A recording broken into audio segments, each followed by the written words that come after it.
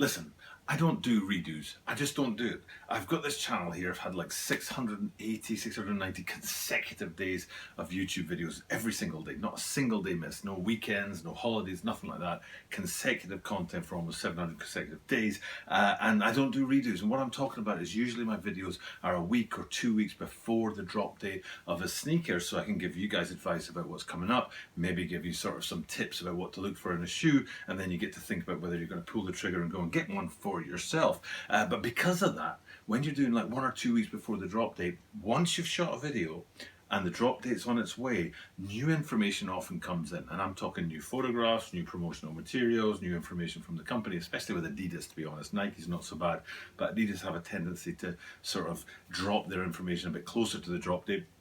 And what happens is sometimes, not often, sometimes a video that I'll put up there, some new information will come along, and usually what I do is I just say, well, that's the way it is. The Japanese say shoganai. It means that's life, that's the way things turned out, and I just have to say, well, fair enough, there's nothing I can do about that. I've already put the video up, and then new information came out. I think there was a Reebok question mid, wasn't it like Gru's Lab or something to do with the Minions movie, the rise of Gru, and there was a particular feature on that shoe that I didn't add to the video, and then someone told me in the comments down below, and it was a very cool feature, like a hidden compartment in the midsole or something cool like that. But I didn't redo the video. I was like, okay, fair enough, I missed that point out of the video, that's the way it goes. But this one today, I just had to do it again. I already did it as a sort of mashup of all the sort of Powerwall retros. Can we say retros for Air Maxes?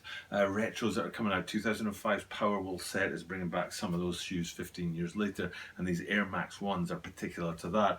So I did this video that included the strawberry lemonade, and the stuff in that video is fine. It's a good video, nothing majorly special about it, nothing majorly different, but one particular thing came along about the shoe, and I was like, dang it, you know what, I'm gonna have to go after that shoe. I'm gonna have to talk specifically about that shoe because there's a particular feature on it that people just need to know about out there.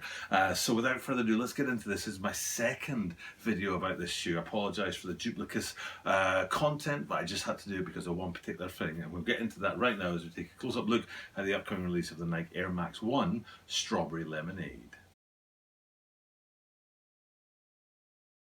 This is the Tokyo Bada 23 Sneakers channel. Tokyo Bada 23 Sneakers channel des. Mainichi yapsuru no de, mainichi mite kudasai. And every single day from Tokyo, Japan, I bring you content about upcoming sneaker releases, sneaker news, and sneaker reviews. And there's been a lot going on at the channel right now. Hopefully the green screen's holding up. Not a huge fan of shooting and editing on iMovie. Prefer Filmora, but a big disaster with my computer means I'm borrowing somebody else's computer and it doesn't have Filmora installed. So we're back to iMovie, and often the green screen doesn't work. Sorry if that is the case, but you know what it did give us? It gave us a great video about my little girl sneaking up on me and scaring the bejesus out of me one night. And I actually made that a standalone video, even though it was actually like part of a video about a pair of sneakers. And we're in the same scenario right now. It's just before midnight. The little girl's asleep next door, and in that video, usually when she wakes up and stuff, I hear her, you know, she'll call or cry or something like that. But in that video, she just sort of quietly appeared on my left ear, and I was like, woof. But a lot going on, you know, at the channel, trying to keep the content going, managing to do it at the moment. Looking forward to getting my own computer back from the shop so I can get back onto Filmora. But enough about that. The only reason I'm telling you that is because if things don't look great behind me here, or if things aren't quite the quality we've gotten used to, then that's maybe the main reason for that. So apologies and sorry if that is the case. So into this shoe, let's talk about this Air Max 1 Strawberry Lemonade. Like I said already, I talked about the Powerwall, and I think it was something like Pine Green or something like that. I can't remember the name of the colorway that went with the green version, and there was a second version as well, but the third one, this Strawberry Lemonade, is the one that's coming out in a couple of days' time. Now, I think this video is going to go up round about October 28th, and the shoe drops on November the 4th, so about a week ahead of schedule. And I think it's going to be a big shoe. Air Max 1s are quite big right now, and this is a particularly big shoe from a particularly big collaboration 15 years ago, 2005's Powerwall collaboration. And there's a lot on the shoe. Now, I don't know much about the original ones. I don't know much about sneakers from 2005. That really wasn't a time when I was into sneakers as heavily as I am now. So I've had to rely on looking for, you know, information on the internet and things like that about the 2005 guys, but these 2020 guys are absolutely fire, and they're very, very clean, and there's a lot to know on the shoe. And I'm going to take you through all the bits of the shoe one by one, but I want to go straight to the thing that got my sort of attention this time around. I said, you know what? Rare as it is, usually don't do this, but you're going to have to go back in and do this video one more time because of this right here. What that right there is the lateral side in 3M reflective, and I was so surprised to see this. I had no idea. Now, it might be that the 2005s were reflective, and here we are in 2020 with reflective again. I don't know. Like I said, 2005 wasn't my time for this, but I was just so surprised to see this. Did not expect to see a reflective element on the shoe, and very pleased with this. Ding! There's the heel.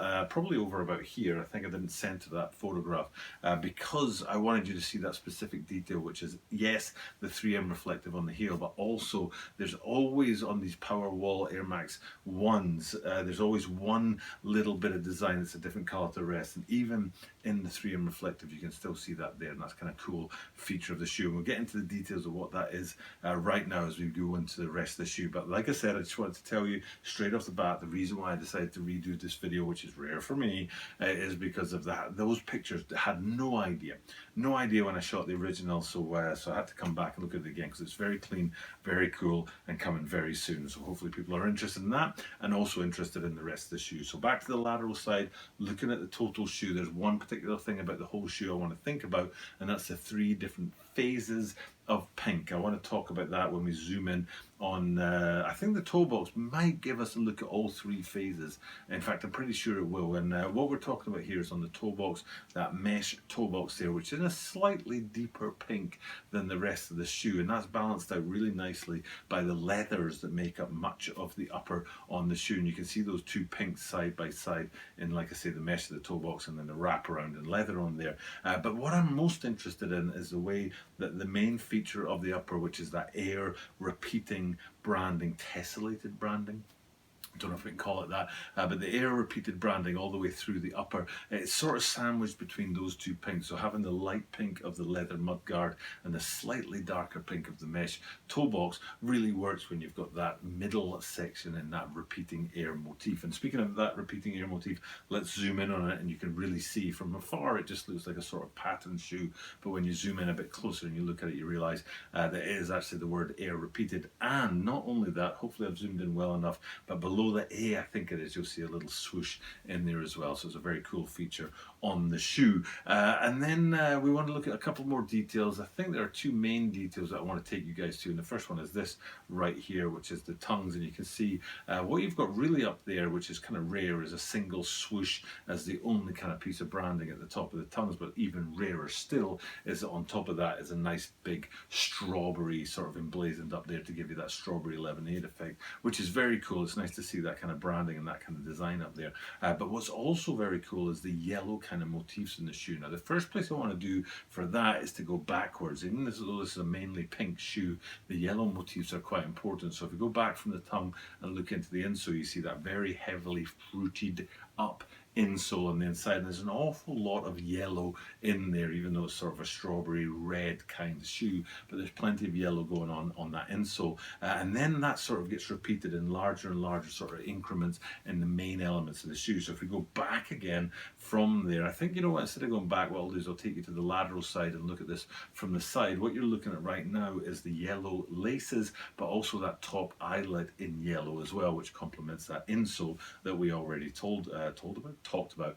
So yellow's starting to come to the fore, but if we sort of pan down from that to the air unit, for me, the air unit has a little bit of yellow going on in there as well. So it's not a very white air unit. There's just a hint of yellow in there too, which complements that eyelet up above, and also the laces on these guys. And the reason I think all of that is yellow is because of this right here. And we're finally back to that, the heel section on the shoe, and you see that one air that's repeated throughout the whole of the upper, in a different color, yellow this time, to offset the rest of the pinks. And like I said, might as well, for one last time, because it's a great thing to look at, is go back to that 3M. You see that one air on the back that's unique to all the rest gets a little bit of treatment, even in the 3M world. So it's very, very cool. Back out to look at the whole shoe. As a oneer, it's a really beautiful shoe. It's going to be huge. There's no way this shoe doesn't break records. It's going to be absolutely massive, especially with that 3M branding on there and popping the whole thing off. I think a lot of people are going to go after this one, and it's going to be one of those big shoes. Speaking of which, there was a Dunk Low. It was a Dunk Low Pro. That I was like, oh, this is going to be a big one of the biggest shoes of the year as well. So we've got two big shoes coming up. The Dunk Low Pros, oh, it's that Atmos elephant print. That's what I'm thinking about, which is going to be a big shoe. And then here we have this Air Max 1 in the strawberry lemonade colorway. It's going to be a big shoe too. So some big shoes coming in this mid-autumn sort of time in the season. Okay, time for me to sign off. Thank you guys for checking out the content. Little one didn't pop up and scare the bejesus out of me again. Great to be able to do the video front to back without any interruptions, but one interruption has to come at the very end of the video, which is where we are right now. And it's time for me to sign off late at night. Got work tomorrow, so time to say thanks for checking out the content. And I'll just remind you that I do this every single day. And that means that you are guaranteed to see me tomorrow.